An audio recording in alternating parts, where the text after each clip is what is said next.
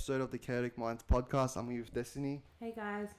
Today we're going to dive a little more deeper into Destinee's life and understand how she is where she is today. Yeah, so we're just gonna compare our lives and what brought us to where we are today. The life of an athlete compared to a teenager. Yeah, so let's get started. Everyone's here to hear about your tennis, let's be honest. So let's talk about your tennis a little.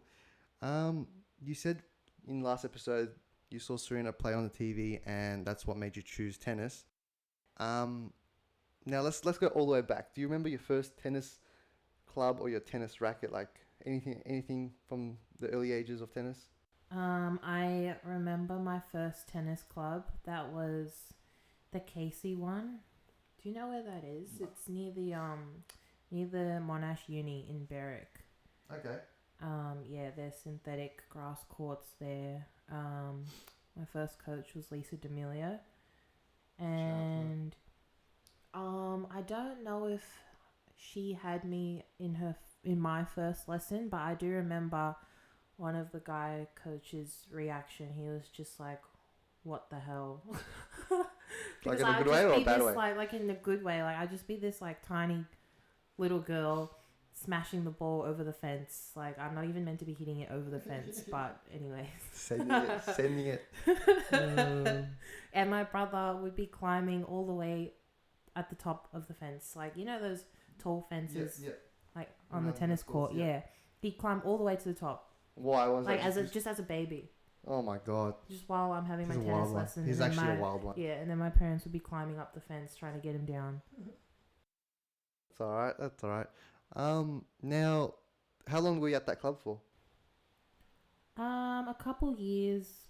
When I first started, I played my first actual tournament when I was 7 years old. Do you remember the result? I remember I won my first match ever. Okay, nice. I think it was like 6-love, which was great. Beautiful, yeah.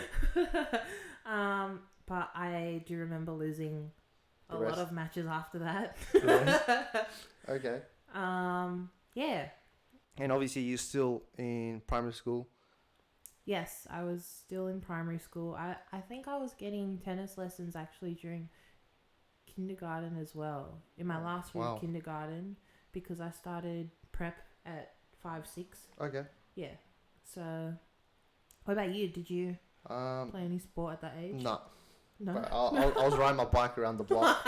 You know, I was that guy just trying to get around the block as fast as I can and timing myself like, yes, I did in 10 seconds. So you could ride a bike at that age? Yeah, bro. With no training wheels? Yeah. Really? That was my thing, man. Bro, I was riding my bike when I was like 5.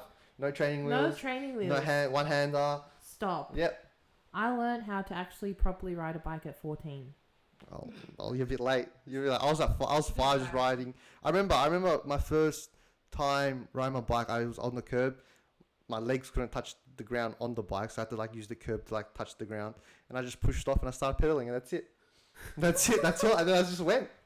And obviously a lot of falling down and etc. But we all fall down in life, don't we? Yeah, don't we? Don't we all? But yeah, I'll actually give myself I'm really good at riding bikes. Like, I don't know how to skate. I don't know how to do anything like that's on a skateboard or anything like that. But I'm really good at riding bikes. But I'm so good. Can you do wheelies? Yeah. Stop. Yeah. Why don't I believe that? But I'm serious. I was riding bikes when I was 5-6. No. Around the block. No. But I remember in prep, I'd come home, go to the garage, get my bike, and just ride by myself, just around the neighborhood. I was that guy. I was that kid. Yeah. Well, there you go.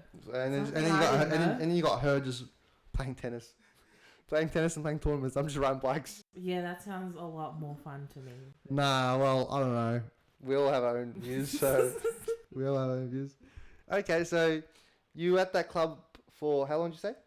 A couple of years. And then you played a few tournaments there. Yeah, I played pennant for them. Okay. I think it was. And then I played for Fountain Gate. Okay, you moved there. Yep. And then how long were you at Fountain Gate for? I think that was a couple of years as well. And then I went to Noble Park. Okay. Now I got a question. Yeah. As a kid at that age, obviously, with your parents' support, how was your training schedule looking like? Because obviously you're a kid, and obviously there's a lot of potential in you, which there is. And how did that look like back then? Well, back then when I first started, I was always, around sport and my parents playing rugby, soccer, and all that stuff, and the gym. I pretty much grew up in a gym. Yeah. So I was always active. I was always running around trying to join in my parents' training sessions with the rugby teams and soccer teams and stuff. So that was natural for me. But then when I started playing tournaments, it got more serious from when I was 7 years old. So then I would pretty much be doing stuff that like 16-year-olds would Okay. be Obviously, doing with your pretty parents' much, like, help. with the gym and Yeah. weights and stuff. Okay. And yeah. So Okay. I don't know. I think it was maybe like once or twice fitness session and just a lot of hours on the court. Damn, During- like every day after school and stuff like that. During like holidays as well, Now- Christmases. Oh my fucking god! Now, did your parents? I know your parents coached you later on, but at the early age, did your parents coach you or? Yes, my parents did my fitness. Both of them did. Okay. Yeah. My mum helped me a lot on court. Okay. Even though I had coaches, she would still, be like my coach as well. Okay. Whenever we went back home, we'd pretty much be shadow hitting in the backyard for like another hour after my session, and this would be like at the middle of the night. Okay. So another question would be, obviously, what you've told me, your mum doesn't have a tennis background. No, neither of my parents. So now, how did that, like, obviously it was a learning curve for them also Yeah. to learn about tennis and all the techniques and stuff like that. Do you remember anything, them doing research or them, like even watching your coach you, like how did they get to the knowledge they have today? From what I can remember, my mum was always the one to come with me to every single tennis lesson I had. Okay. So she'd just sit there, watch the whole, I don't know, hour, 2 hours, and pretty much just like, she's a sponge. Like, she'll learn stuff so fast. And I think that's where I get it from, because I'm also a fast learner. So whenever we go back home, she pretty much would pick up things and just implement her own way of doing things. And because she could communicate with me better than my coaches could. Yeah. Because she's my mum. Of course. Like, obviously, like, I would understand how she would coach me better than my actual coaches would. So I think she needed to actually like sit there and learn everything so she could help me. Damn. With my coaches. Yeah, that's respect. That's respect, bro. That's actually that's tough, man. That's tough. Like, especially walking into a sport you don't know anything about. That's really tough. So, well, good on her. Good on her.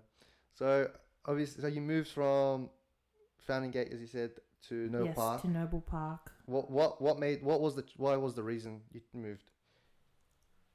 I'm not sure. Maybe it was my coach Lisa was actually moving coaching at Noble Park. Okay. So I went there, played pennant there. I think the competition was better. Okay. And it was close to my dad's work at the time. Okay. Which was also in Noble Park. It was literally across the road. So Mad. Yeah. So you played there. So pretty much throughout the early years, you just followed your coach from club to club. Is that? No. So I am pretty sure I was so young, so I didn't understand anything. But I'm pretty sure she went because at that time when I first started, she was still playing. Yep. Okay. So she went off and played tennis, and then I found another coach. And okay. I think when we heard she was back coaching, you obviously want to go back to it. No, fair enough. So you played. So we didn't get the surface. What was the surface at Noble Park? Fountain Gate. At the time, that was Ontica. Okay. Yeah. And then at Noble Park. Same thing. Actually, I think it was synthetic clay. It might have been both. I know it's synthetic clay now. Okay. All right. So you were there for another few more years? Yeah. Now, but I'm pretty sure like everyone from Melbourne who plays tennis like grows up playing on Ontica. Yeah. Because like we've got so many tennis clubs. Yeah. But now they're changing. I think they're changing a lot to hardcourt now. Yeah. Most of the courts are hard. Yeah. So you played at No Park for a while. How old were you at this age? Oh, maybe like from 10 years old or Okay. 8. Okay. I think 8 years old. Okay, Maybe. so yeah. you're still in primary school. Yes. Yeah. Now Not okay. even up to high school yet. Yeah, we're not even up to high school. So now in primary school, Yep. obviously people knew you played tennis. I'm guessing. Yes. Now, how were your friendships and like who were you hanging out with? Like obviously we were hanging out with more of the athletic kids. Like what was the story behind that? The cool group. You know what? I think my friendship group was more towards the cool group. Yeah, we get it. Cool. Yeah, nah, okay. Not because I was cool, but because my friends were cool. Like, I didn't consider myself a popular person ever. But yeah, like I don't think many of my friends were that active. Besides, like a lot of my friends did play netball. My guy friends were playing AFL. But yeah, it was tough to keep my friendships going because I was constantly leaving and traveling and missing out on parties and traveling in like obviously in primary school. Traveling, was it internationally or like when? Well, my first international trip was when I was 10 years old. Okay, we'll get there. We're 8 years old right now. We'll get there. So you're playing tournaments in Australia. Yes. Okay. Like pretty much interstate. Interstates. Yeah. Okay. So. Okay, that's pretty interesting. So like you'll just disappear for a few weeks or a week or two. Yeah, and come back. then I would feel like my friends forgot about me because I've disappeared for that long. Okay. Now with your teachers, did they like obviously your parents? I'm guessing knew. I told them. I mean, did your teachers ever treat you differently or like You know what? I actually felt like I got treated differently every time I had a sport lesson, like a PE. Oh, she'd be like, oh, this girl can easily hit 15, 12 on the beat test, you know, just like I'd be one of the first people to be picked for. Yeah, okay. Picked in a team. Yeah, I was the last one, so you know. But I'll be honest, I was always the last one. Yeah, alright, okay, I'm just gonna sit. Or for like athletics, carnivals and stuff, like they'd always make me try out. Yeah. For like cross country and stuff. I fucking hate running. Yeah, I know you do. I hated it. I know you do.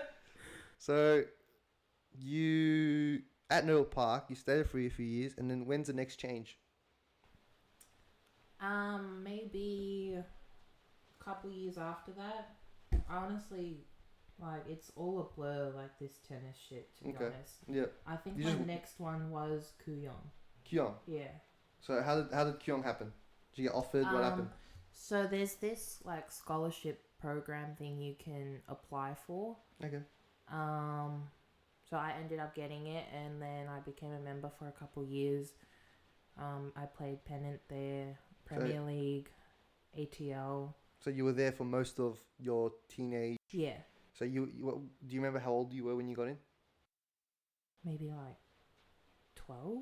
So okay. I reckon. Yep. Okay. 12, and then. Around there, I could be completely off. Okay, so no, it's alright. Someone knows this. Yeah, it's alright. And I've butchered it. It's alright. Don't come for me. And then so you played your first international tournament at, you said 10? Yes. 10. 10. And where did you go and what's your place? Okay, so I only went to one country, I think, because I got sent home. Why? Why'd you get sent home? See, I had a really bad temper. Okay. My attitude was horrendous. Oh my god, I can just imagine this. And yeah, I just remember being on the court in a group session. I got really pissed off because the girl I was hitting with kept moonballing. And I honestly, I can't stand training with people like that. Yeah. So I was getting mad. When I got mad when I was little, I started crying. So I was crying on the court, and the coach pretty much put me on the bench. Oh my god. My mum came on the trip with me, and she saw that I was on the bench, so she was like, well, come with me, let's go hit. Because I was just sitting there. And then, I got sent home. I think it was for my attitude. Damn. And then that trip was pretty fast. Very fast. Okay. So that was an interesting experience. Very interesting. At 10 years old, coming back, being sent home. Wait. Yeah. So you didn't tell us what country was it? Italy. Italy. Yeah. So you got kicked out of Italy. Yeah. Italy. I saw the chapel, which was fun. Okay. All right. So, That's about it. do you know how long it lasts? Like a week or two? I think it was like 3 weeks, maybe. Tough time. Yeah. So you came back. Obviously, you're at Kyong now, and you're a teenager. You're starting high school. Yeah. Now, when you came to high schools, did you have a set high school you wanted to go to, or like what? Because I know if your talents, I'm guessing a lot of high schools are like, oh, come here, but this is a thing that I do. I don't know if it's like a regret thing, but I do wish I went to a different high school. okay, Because at the time when I was in primary school, about to go to high school, all my friends were going to SFX, which is St. Francis Xavier. okay, And like being a kid who was constantly leaving and didn't have a set friendship group, that's what I wanted most, was to keep my friends. mm-hmm. So I chose to go to SFX because all my friends were going there. And that was your choice.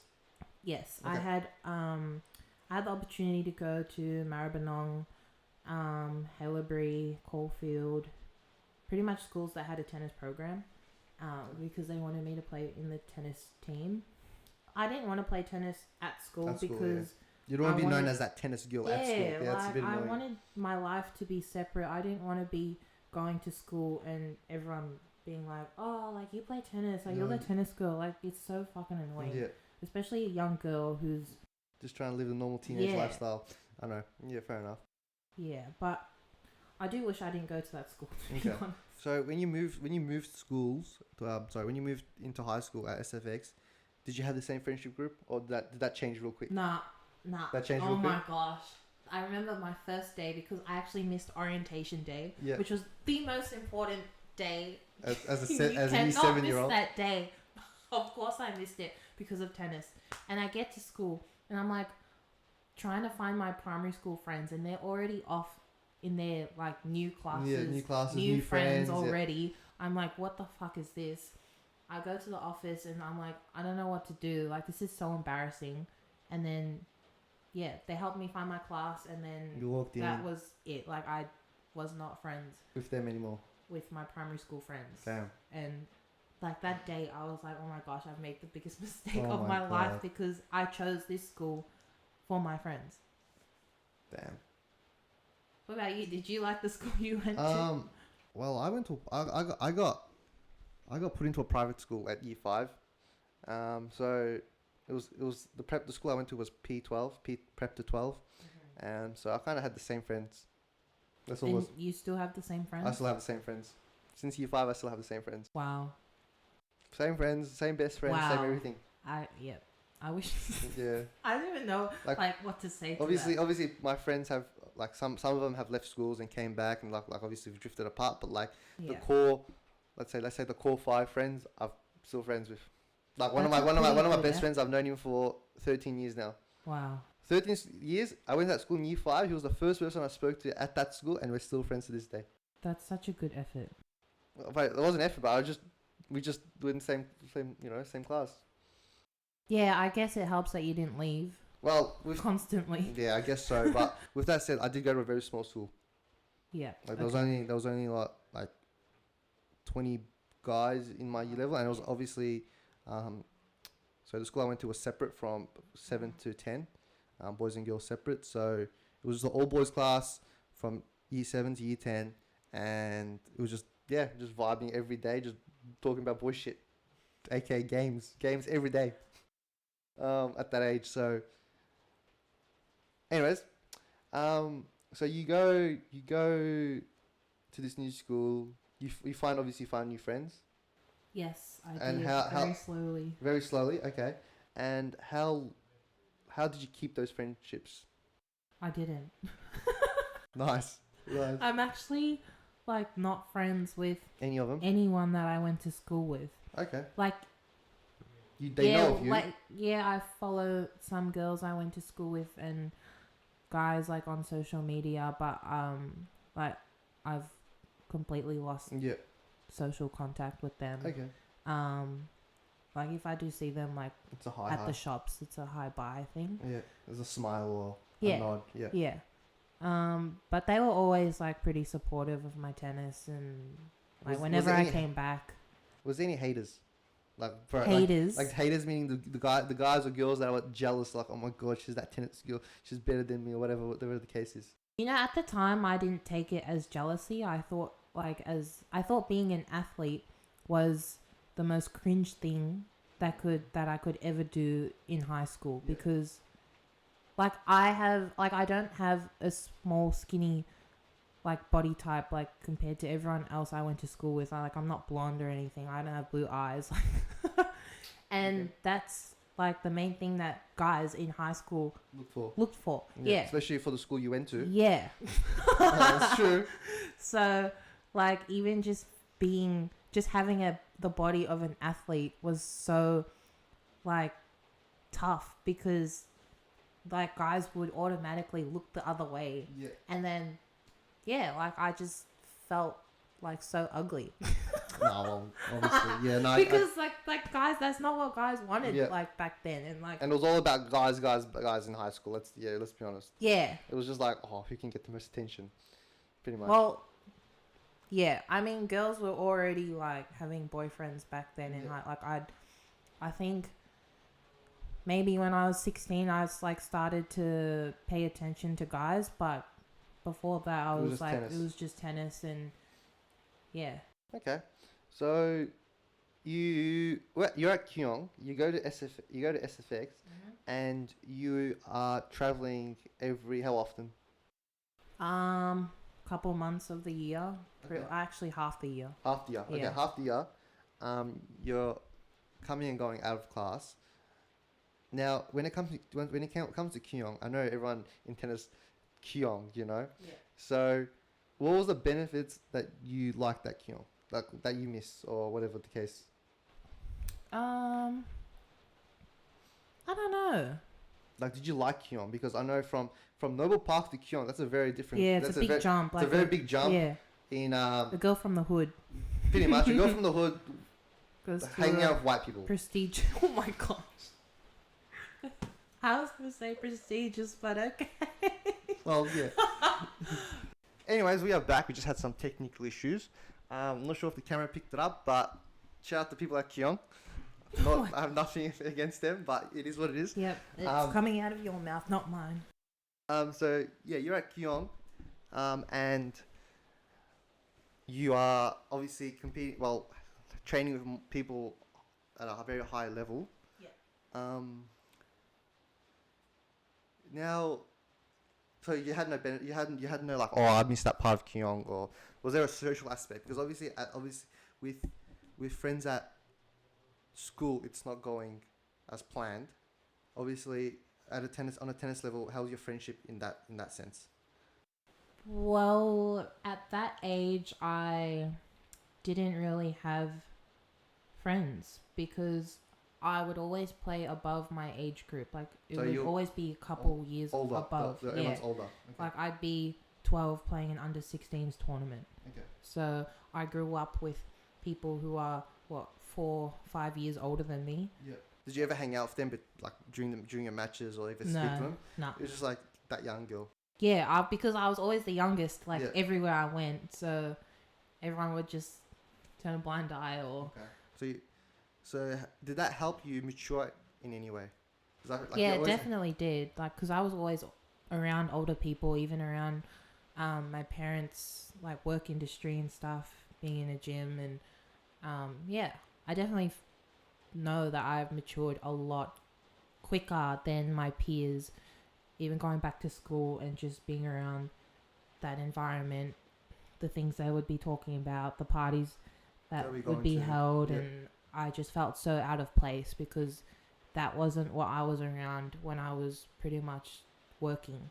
Like I've been working since I was 14. Yep. Okay. All right. So that's interesting. That's interesting. So it was just tennis. Um, Now, how did do you think tennis has not affected but helped you get closer to your family members by any chance? Like you and Uh, your brother. I know you have a brother that you spoke about climbing fences and stuff. But how did you did you get closer to your brother because of that aspect of like, okay, like I'm going in and out of school, like this is my best friend. it did quite the opposite. Okay. Well, knowing your brother, I know your brother, and he's a bit of a wild one. So, Because, like, my mum always came with me everywhere I went. So then, when he was at the age where he couldn't be left alone, he would come with us. But we're 5 years apart, so we're not gonna relate when yeah, he's you're a different generation. yeah. We do now. I think we're close Yeah, right you guys now are really close. because he's 16 now, Yeah. so like I can, he can talk to me on that level. I can relate and but nah, it pretty much did the opposite. Yeah, we didn't have much of a close like sibling relationship, Okay. or even with like my whole family, because my mum would go everywhere. My brother would sometimes be left with my dad. Mm-hmm.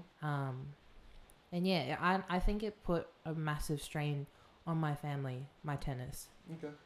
So, yeah, that Okay, fair is enough. the shit part. No, that's all right. Well, obviously you got to sacrifice things to make things. Yeah. You know. Are you close with your family?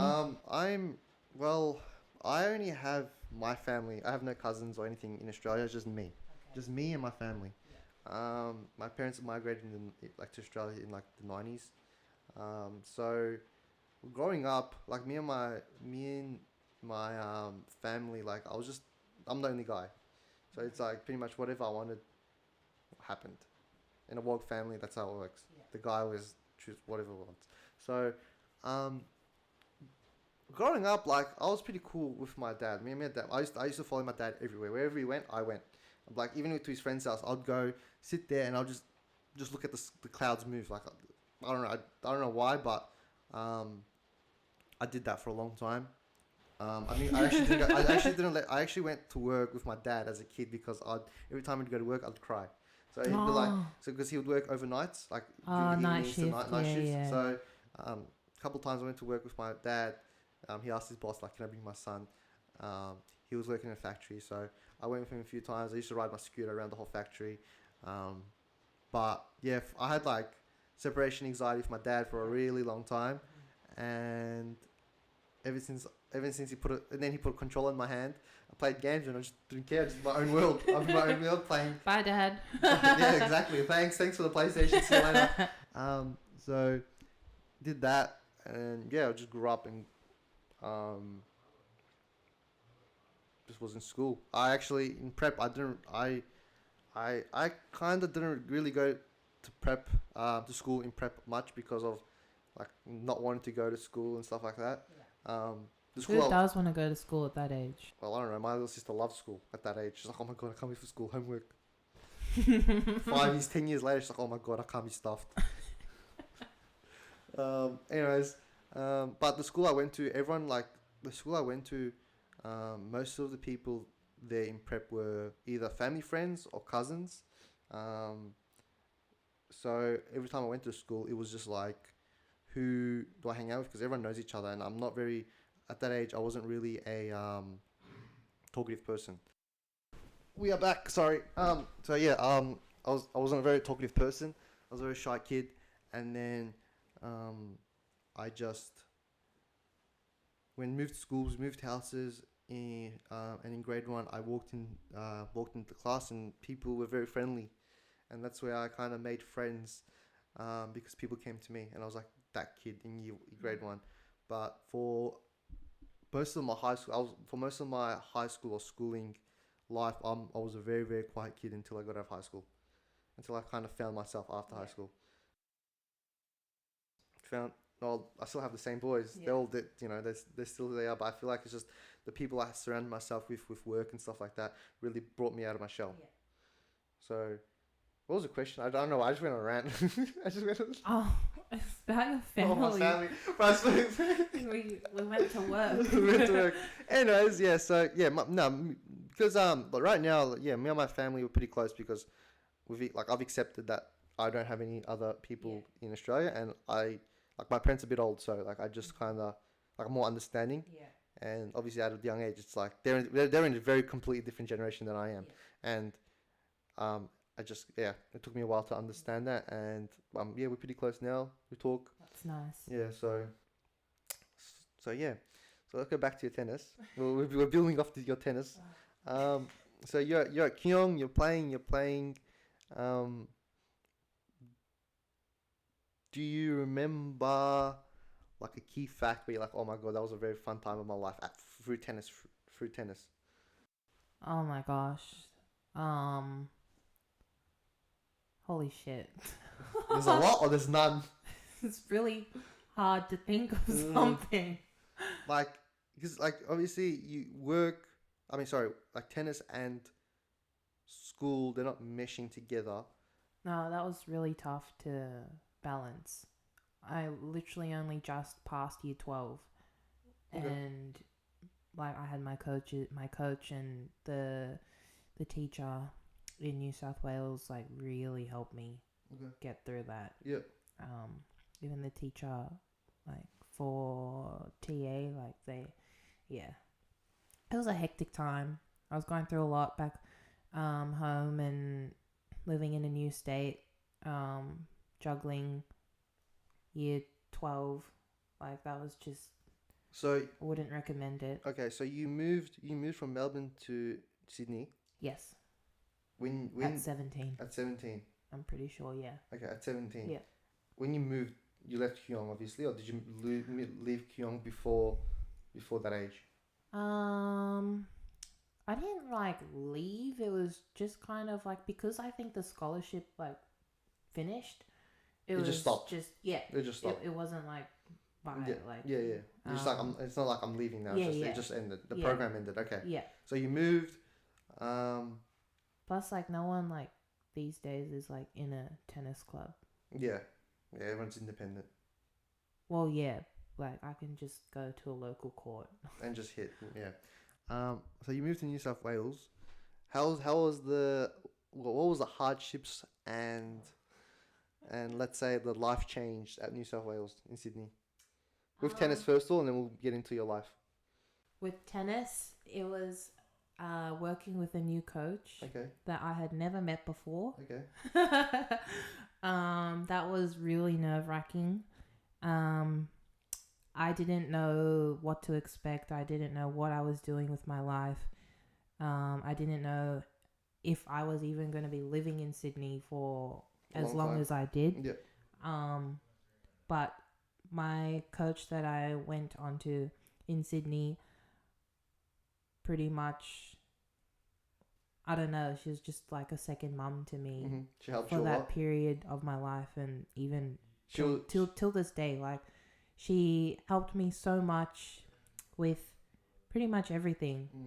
Like not just tennis, it was just growing up and things that a normal like 16, 17-year-old would have like gone through in school or just in their family. Like she taught me everything. Okay.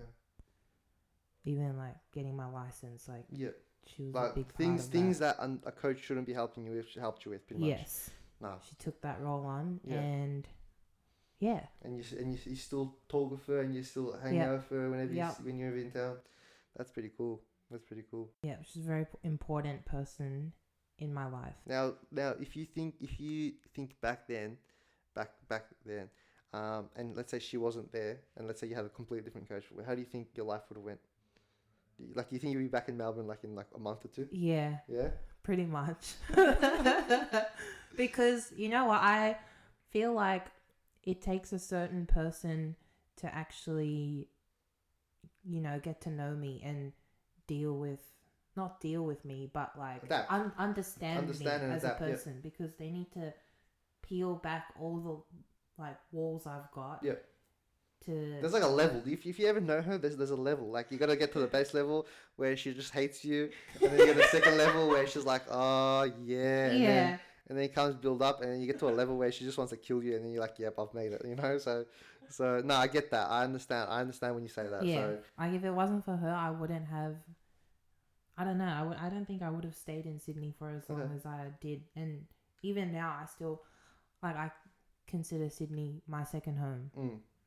Sorry, the camera cut again. If that wants to focus, yeah, perfect. So you want to give your coach or your old coach a nice shout out, and no one knows who she is. So I feel like she deserves a nice. I don't even know if she's gonna be listening to this. Well, yeah, my old coach is Nicole Kriz. Yep. Shout out. Shout out to her. Shout out to her because it looks like she's helped you a lot when you were in Sydney. And you yeah. Yep. Still does help me to this day, and that's nice. Okay, so now you're in Sydney. You're in a new city. Yep. Now, when it comes to your friends and stuff, how did you make friends in Sydney? I had no friends in Sydney. Because that's pretty hard. Moving to a whole different state, not knowing anyone besides tennis, like how? No, it was horrendous. Okay. Like the first couple months was pretty tough because all I had was Corey, who was my ex. Yeah. And then so it was just us two, his family. Chrissy actually brought me out a couple times and put me into new social settings, and even the girls I trained with, like we became friends and stuff. But I would have liked to, I don't know, have friends outside of tennis. Yeah. Which was tough because not everyone's on the same maturity level, or not everyone's schedule is the same as you, and so whoever she brought me out with was like a couple years older than me, so I learned how to network, which was pretty good. Which is a really good skill to have. Yeah. At that age, it's pretty hard to, because to get out of your shell and talk to random people. Like, she's amazing at networking, so that's one thing that if I ever like meet someone new, or if they have like social anxiety or whatever, like I always tell them that story and how I learned how to network and how my coach helped me, and and now today I feel like if I'm put in a room with businessmen or entrepreneurs or whatever, money. like I can I believe I can hold a intellectual conversation with them. Sell yourself in like selling. No, not like the, oh my god. I mean, like talk to them in a business way. Yeah, like I have things to bring to the table instead of just listening to them. Yeah. Okay. Nice. Now, obviously, you said you were only friends with tennis people. Did you ever make friends outside of tennis in New South Wales? And how did you do it if you did? I did not. I don't know if my ex's friends count as friends outside of tennis. To be honest, I didn't really get along with his friends. People, I did get along with them, but they weren't my scene. Okay. If that makes sense. That's fine. Like, they wouldn't be people that I would be drawn to naturally. Okay. All right. And then, so how long were you in Sydney for? For 2 and a bit years. Okay. Did you ever come back home for more than a month? No, I didn't. Yeah. I would either come back for a weekend or a week, and that was it. All right. So you moved back to Melbourne. Yep. Now, why did you want to move back? I wanted to be closer to my family. Yep. After 2 years, you can imagine. I missed home. I missed being around things that I knew. I don't know. I just felt like my time in Sydney was up for the time being. Like I did still come back during COVID. I was stuck there for like 6 months. Where? In Sydney. That was when we were on lockdown. During that time, I'm pretty sure I was in the process of like fully moving back home. Sorry, Um, but yeah, that's pretty much why I moved back to Melbourne, was for my family. Okay. All right. So you moved back. When you moved back, did your old friends ever reach out like, oh, you're back in Melbourne, or like, or we wanted like, this is obviously after high school. How did your friends, how did your high school friends treat you or like see you when you came back to Melbourne? Because you're back into. Well, I wasn't friends with my high school friends. You knew of them. When I left. Okay. The friends I had when I left and when I came back, I'm not friends with anymore. But they, I don't know, we still kept in touch. It served its purpose for when I was that age. The scene that those people were in, I didn't see myself being in long term. It was, to me, it felt very toxic. Okay. And it wasn't something that I wanted in my life. So naturally, I just pull back from people. that don't match your vibe, or like you don't get to see, you don't see if I positive don't, vibes in your. yeah, if I don't, if I'm not feeling the vibes, I will exit. Okay. You obviously said you see your friends, your high school friends, around the areas. Has anyone came up and spoken to you? Like, oh. Yeah, some. Because I from the shopping center I work at, obviously that's the local shopping center all your friends go to, and whenever someone comes up and is like, oh, you know Destanee? I'm like, yeah. Oh my I'm like, how do you know her? She's like, oh, because she was like tennis skill. It's always that tennis skill, And I know that's why I've had so many identity crises. I swear. it's alright. But now, like when you're walking around and you see someone, do you get that like that stare, like, oh my god, that's her stare ever around here? I do sometimes.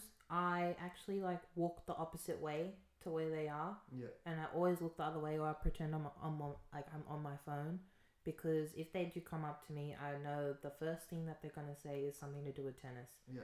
And I hate being that tennis girl. Yes. No, fair enough. I'm just a normal person. Even me. Like as I said, I do work in retail, and when I'm off the clock, and someone comes to me like, hey, do you have this jumper, or do you have this size, bro? I'm like, I don't know. Like, what do I look like? The system. Yeah. You know. They're like, oh, you're that guy that works at blah blah blah. Like. So it's a bit annoying. Yeah. No, I get that. So now let's talk about present. Yeah. How's your life now? My life now. In what way? In like, okay, so you okay. One thing we didn't speak about is you moving back to Melbourne. Your coach. So your coach lives in Sydney. How did that transition between you moving back and her being in Sydney affect your tennis? I don't think that affected my tennis. I think I affected my tennis. Okay. Because naturally, we pretty much knew when our time was up. We knew what I wanted to do. She knew what she wanted to do. Okay. We knew what the next step was. It was just the conversation. Yep. And Okay. bringing it All up. right. So it was it was communicated. All right. Nice. So that wasn't like, I mean, it was hard, but it wasn't an awkward thing or anything. Like it was a bit, but we just knew. So, but now like I don't have a coach. Mm-hmm. I'm in charge of my own career right now. Yep. And yeah, that's something that I've always wanted, and I'm still learning, and I'm just taking it a day at a time with the tennis thing. And have you had any hardships dealing with your own career? Like you're like, damn, I wish I had the coach to do.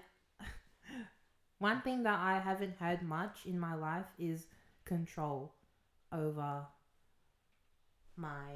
your own whatever life. Whatever you're doing. Yeah. So I'd always have a set schedule of. Now you have to make your own schedule. Now you choose if you want to train today. today. Yeah, of my tournaments and my training and just whatever I'm doing around tennis. So now it's like, what do I want to do? What do I want to play? Where do you want to go? Yeah. Who I want to take. Yeah. If I want to coach. Yeah. Now, how are all these thoughts in your head? Like, how are you processing them? at the start I was really struggling, and I think that's why I I think that's part of the reason as to why I took a break from tennis, because You just don't want to deal with it. not that, like, I was not enjoying tennis at all. Okay. So that was mainly the reason why. Like, I was hating it. I hated anything to do with it. I didn't want to travel. The last trip I went on was during COVID, and then we had to quarantine. We're doing the 2 weeks quarantine. Yeah. That's half. I had to do some weeks by myself, and I think that's what really, like, broke me. It pushed me to the point where I was like, I am never doing this again by myself. Well, you're in a foreign country, not speaking the language, and you're alone. Yeah. Because I always had my mum come with me or my coach. Yeah. Okay. So I didn't want to go back, and I took a break because at the time I was just settling on my house as well. I missed out on my 21st. And whoever knows me knows that celebrating things is like so important. It's so important to me. Missed your 21st because of tennis. Yeah. Missed a lot because of tennis, but you know, it is what it is. But yeah. So now back to the question. Now you have no coach. You're organizing your own life. There's obviously some tough things that you have to overcome. Is there anything else that you have hardships about, where like that you're worried about for the future? I'm not really worried about. Or you're just on a wave and you're just vibing with it.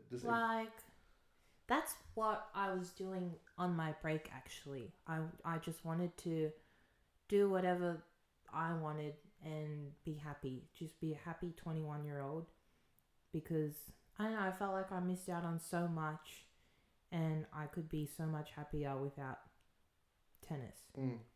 Like, I wanted to find whoever the fuck I was without tennis, because your whole life has been tennis. Because we attach ourselves to losing or to being that tennis person, and I don't know, I feel like for me, whenever I used to lose, my self-worth would go down the drain, because I would be like, oh my gosh, I'm a loser. I've lost. I'm getting messages from gamblers who are like attacking me because they've lost their house or whatever. Yeah, fucking retard. So I'm like, oh my gosh, like I should just die. Yeah. Now you've taken this period where you've stepped away from tennis, and obviously you're gonna start playing soon. Well, you are playing, but like you're going overseas soon. How do you feel your mind and your how do you feel your life is going with that? Like, are you more positive? Like, obviously, are you taking these messages to heart still? Or you just don't care? Like, well, with tennis, like right now, I'm not hating it. Okay. When we went to Bendigo and Canberra recently, I was actually really enjoying being on the court. I think because I did have that support network there, which was you. So my mind wasn't going to the darkest places every time I was off the court. I always had that time to switch off and relax and think about home and whatever to talk about. I had a piece of home with me, which is always good. And I've not felt like that in a while. So I'm just chilling. Like, this is the first overseas trip that I haven't been like dreading ever. Nice. I'm not like, fuck my life, I don't want to go. Like, I'm actually like looking forward semi-keen for it. Nice. Well, that's all I have to ask with tennis in your life. Looks like it was mostly what the fuck am I saying? It was mainly about tennis. Well, obviously the tennis and the hardships that tennis brought to your life. That was my main goal of getting. Obviously, I don't think we even like scratched the surface, to be honest. About what? Well, about the hardships it's brought to my life. Well, we can have another episode where we talk about more about the more in depth in the hardships and all the stuff it's done, but this was just probably an introduction into that. Well, there you go. Well, I guess everyone knows your tennis career and your history behind tennis. Yeah, just a little bit of the journey. Yeah, a little bit of journey. Yeah. We will obviously speak about more the hardships round 2. Let's say. Yeah. This was as you said, it's only a service. But yeah, sounds very interesting, and obviously there's more to come with your tennis, and let's hopefully tennis doesn't make your life any more harder to a point so we have made. Hopefully they're satisfied some tennis fans. Yeah, there you go. Yeah. Is there anything else you want to say? I mean, not really about tennis. Guys, like just a heads up, I find it hard to talk about tennis. Yeah. Well, like whenever someone brings tennis up, I just tune out. Yeah. Like you know how hard it was. I've been asking these questions. Like, she's gonna hate me after this. So yeah. Look, I'll do it for you guys. That's all. She's gonna kill me, but it's alright. But no. Look, this podcast is not about tennis and whatever it is. It's obviously about hardships and the chaotic stuff that we go through. Yeah. But obviously we've got to build. Which comes with. We've got to build the story. Yeah. We've got to build the story, and this was just part of the journey. So we'll leave it for that for today, and about everything about your tennis. And yeah, all about tennis. See you guys next time. Bye bye.